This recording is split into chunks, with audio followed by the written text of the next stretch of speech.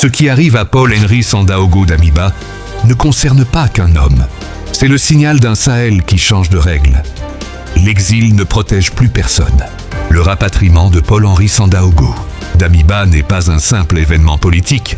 Il symbolise une rupture profonde dans l'histoire récente du Sahel, où l'impunité et l'éloignement ne suffisent plus à effacer les responsabilités.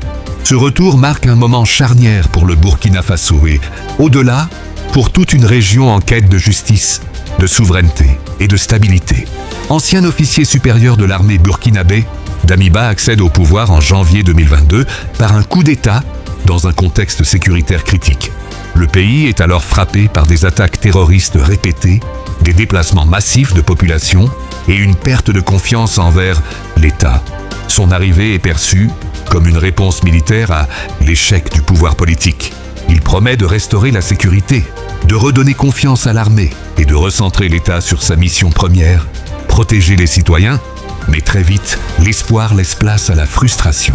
Les attaques continuent, les pertes s'accumulent et les résultats tardent à se faire sentir. Le fossé se creuse entre les promesses et la réalité du terrain, aussi bien au sein de la population que dans l'armée.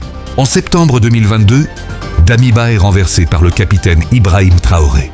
Il quitte alors le Burkina Faso et trouve refuge à l'étranger, notamment au Togo, laissant derrière lui un dossier non résolu. Pendant des mois, son nom reste suspendu dans le débat public. Ni jugé, ni innocenté, ni oublié, une question persiste dans l'opinion. Comment peut-on diriger un pays, échouer, partir et ne jamais rendre de compte? Le rapatriement vient répondre à cette interrogation. Il envoie un message clair. Les responsabilités se règlent sur le sol national, pas dans l'exil. Pour une partie de la population, ce retour est un acte de justice et de souveraineté. Pour d'autres, il suscite la crainte d'un règlement de compte politique. Tout dépendra de la manière dont ce dossier sera traité. Respect des droits, transparence et équité. Le cas Damiba dépasse sa personne. Il s'inscrit dans une dynamique régionale où les peuples du Sahel rejettent l'impunité et exigent des comptes, même au plus haut niveau.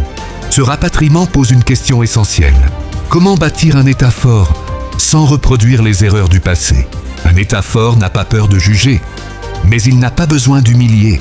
Bien géré, ce dossier peut devenir un acte fondateur pour l'avenir du Burkina Faso et du Sahel. Mal conduit, il risque d'ouvrir de nouvelles fractures. La vraie question n'est donc pas ce qui arrivera à un homme, mais quel avenir les peuples veulent construire après lui.